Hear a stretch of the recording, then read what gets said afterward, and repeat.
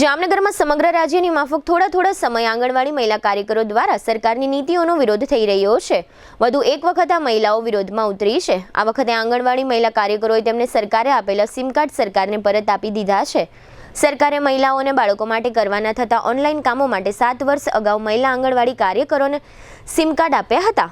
7 વર્ષથી સરકારે આ મહિલા કાર્યકરોને સિમ કાર્ડ જેમાં લગાડી શકાય એ પ્રકારના મોબાઈલ ફોન આપ્યા નથી। આથી આ મહિલા કાર્યકરો પોતાના અંગત મોબાઈલનો ઉપયોગ કરીને અત્યાર સુધી સરકારનું કામ કરી આપતા હતા। હવે આ મહિલા કાર્યકરોએ સરકારને સિમ કાર્ડ પરત આપી દીધા છે અને હવે અમે ઓનલાઈન કામગીરીઓ નહીં કરીએ એવું જાહેર કરી દીધું છે, જેને કારણે મહિલાઓ અને બાળકો માટેના આંગણવાડી હસ્તકના સરકારી કામો અને યોજનાઓ હાલ ઠપ થઈ ગયા છે। આ ઉપરાંત આંગણવાડી મહિલા કાર્યકરોએ બીજો મુદ્દો એ ઉઠાવ્યો છે કે હાઈકોર્ટે ચુકાદો આપી દીધો છે કે ગુજરાત સરકારે મહિલા આંગણવાડી કાર્યકરોનો માસિક પગાર ₹24,800 કરી આપવો। આમ છતાં સરકાર આ દિશામાં આગળ વધી નથી। મહિલા આંગણવાડી કાર્યકરો પાસે ₹10,000ના વેતનના કામ કરાવવામાં આવે છે। આ ઉપરાંત આંગણવાડી બહેનોનું કહેવું એમ છે કે અમે આ પ્રકારની સ્થિતિઓ વચ્ચે કામ કરી રહ્યા છીએ તો પણ સરકારી અધિકારીઓ અમને દબડાવે ધમકાવે છે। આજે સોમવારે સવારે જામનગર મહાનગરપાલિકા ખાતે આંગણવાડી મહિલા કાર્યકરોએ પોતાના સરકારે આપેલા સિમ કાર્ડ અધિકારી સમક્ષ જમા કરાવી દીધા છે, એટલે કે સરેન્ડર કરી દીધા છે। આગામી સમયમાં રાજ્ય કક્ષાએ આ મહિલા કાર્યકરો આક્રોશ રેલી યોજશે। આ સમગ્ર વિષય અંગે મહિલા કાર્યકરો વતી મેઘના ચતવાણીએ આપેલી વિગતો અને મહાનગરપાલિકામાં બાળ મહિલા અધિકારી તરીકે કામ કરતા પૃથ્વી ભગત નામના મહિલા અધિકારીએ સમગ્ર બાબત અંગે સરકારનો જે બચાવ કર્યો છે તે બંને બાબતો પ્રસ્તુત છે। જામનગર શહેરની મધ્યમાં બેડી ગેટથી તદ્દન નજીક જૂની જયશ્રી સિનેમાવાળી શેરીમાં જૈન દેરાસર પાસે 2 BHK અને 3 BHK ના લક્ઝરિયસ ફ્લેટ રેડી પોઝિશનમાં। જી હા, અમે વાત કરી રહ્યા છે શ્રી જીન કુશલ રેસિડેન્સી પ્રોજેક્ટની। મજાની વાત એ છે કે આ રેસિડેન્સી પ્રોજેક્ટમાં કાગળના નકશા ઉપર ફ્લેટ ખરીદવાનો નથી, કારણ કે પ્રોજેક્ટ સંપૂર્ણ તૈયાર છે, તેમજ ફ્લેટ ધારકો સારી રીતે જોઈ શકે એ માટે ફર્નિચર સાથેના 2 સેમ્પલ હાઉસ તૈયાર કરવામાં આવ્યા છે। સંપૂર્ણ હવા ઉજાસ માટે દરેક ફ્લેટ પૂર્વ પશ્ચિમ ઓપન રહે એ રીતનું બાંધકામ। શુભ પ્રસંગો માટે કોમ્યુનિટી હોલ, મોડર્ન ટેરેસમાં ચિલ્ડ્રન પ્લે એરિયા અને 24 કલાક પાણીની સુવિધા। અહીં છે સુંદરતા, સેફટી અને શાંતિનો ત્રિવેણી સંગમ। સેમ્પલ હાઉસ જોવા તથા ફ્લેટની વધુ વિગત માટે સંપર્ક।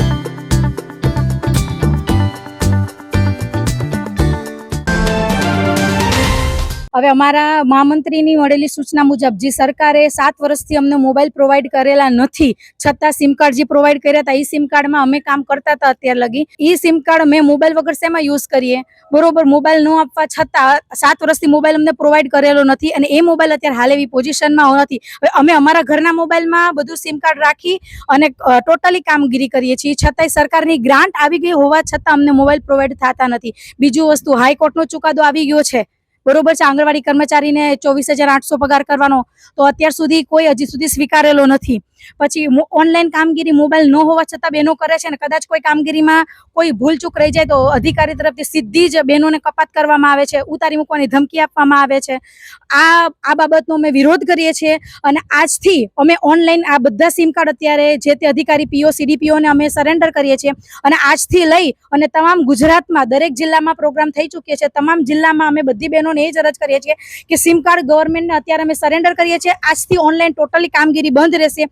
ઓફલાઈન અમે જે કામગીરી અમારી કરીએ છીએ એ ચાલુ જ રહેશે, પણ ઓનલાઈન સરકારને એક જાતનો ડેટા આપવામાં આવશે નહીં અને જ્યાં લગી અમારી માંગણી નહીં સંતોષાય ત્યાં લગી અચોક્કસ સમય કે અચોક્કસ મુદત સુધી અમે આ કામગીરી ચાલુ જ રાખીશું। અને 10 નવેમ્બરે ગુજરાત પ્રદેશની આખા લેવલની અમદાવાદમાં રિવરફ્રન્ટના ખાતે આક્રોશ રેલીનું આયોજન કરેલું છે, તેમાં બધા જ બહેનો જોડાવાના છે। તો મારી બધા જ બહેનોને અરજ છે કે ત્યાં આગળ બધા આવી જાય સમયસર। અને એક વસ્તુ તો મીડિયા માધ્યમ મારા દ્વારા ખાસ કહેવું છે કે આ લડત અમારી હક માટેની છે, તો મારી એક વસ્તુ ખાસ સરકારને કહેવું છે, જ્યારે પાયાની બહેનને, જ્યારે પાયાની જરૂરિયાતને, જ્યારે બાળકોનું પૂરક પોષણ કરનારની માતા છે, યશોદા માતા તરીકે એવોર્ડ તરીકે જ્યારે બહેનોને આપવામાં આવે છે, એ જ બહેનો છેલ્લા 7 વર્ષથી હેરાન થાય છે। અત્યારે 10,000ના પગારમાં અમે 1 મહિનો પૂરો કરીએ છીએ, એડવાન્સમાં નાસ્તાના ચૂકવણાના GR છે, છતાંય 3 મહિના, 6 મહિના, 8 મહિના જેમ મન પડે ને એ પ્રમાણે અમને નાસ્તાના બિલ આપવામાં આવે છે। એ વારંવાર રજૂઆત કરીએ, લેખિત રજૂઆત કરીએ, કેટલી વખત મૌખિક રજૂઆત કરીએ, છતાંય આંખ આડા કાન કરી સરકાર બેસી ગઈ છે. તો આ જ વખતે ટોટલી ભારતીય મજદૂર સંઘની ટોટલી સંલગ્ન જેટલી પણ છે બધી જ બહેનો અત્યારે આક્રોશ રેલીમાં આજથી ઉતરીએ છીએ. આજથી ઓનલાઈન ટોટલી કામગીરી અમે બંધ કરીએ છીએ. અને સરકાર દ્વારા અમને આ પણ કેવું છે કે અમને અમારી બહેનોને પાછળથી અધિકારીઓ હેરાન કરે છે કે તમે ઓનલાઈન હાજરી નહીં પૂરો તો તમે અમે છૂટા કરી દેશું, આ કરી દેશું. તો હકની લડાઈમાં અમે એ જ અપેક્ષા રાખીએ છીએ સરકાર સાથે કે સરકાર સાથે જો લડત હોય ત્યારે અધિકારી અમારે થોડીક વસ્તુને સમજે અને બહેનોને અનુરૂપ થવાની કોશિશ કરે, બહેનોને ખોટી રીતે હેરાનગતિ કે ખોટી રીતે દબાણ ન કરે. આજરોજ આંગણવાડી કાર્યકર દ્વારા સિમ કાર્ડ જમા કરાવવા માટે યુનિયનના બહેનો આવેલા છે. અમારી યુનિયનના બહેનોને એક જ અપીલ છે કે ભાઈ જે આપણે કામગીરી કરી રહ્યા છે એ બાળકો, સગર્ભા અને ધાત્રી માતાઓ તેમજ કિશોરીઓનો સમાવેશ થાય છે.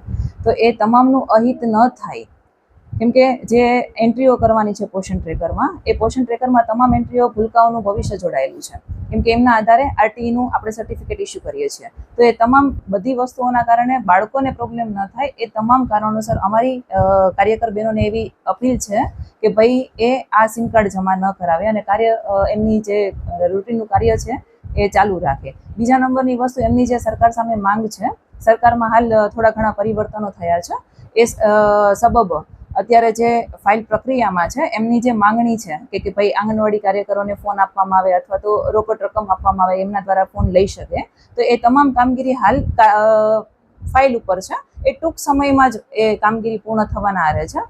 તો આ કામગીરી સિમ કાર્ડ ન જમા કરાવડાવી એમની કામગીરી સતત ચાલુ રહે એટલા માટે આપણે બાળકો અને સરકાર બંનેનું હિત જળવાઈ રહે એ બાબતે અમારી અપીલ છે. 7 વર્ષ પહેલા અમારા દ્વારા સરકારશ્રી દ્વારા કેશ મોબાઈલ આપવામાં આવેલા છે, જે હમણાં ટૂંક સમયમાં 2 થી 3 વર્ષ પહેલા જે બધા મોબાઈલ બંધ થયેલા છે.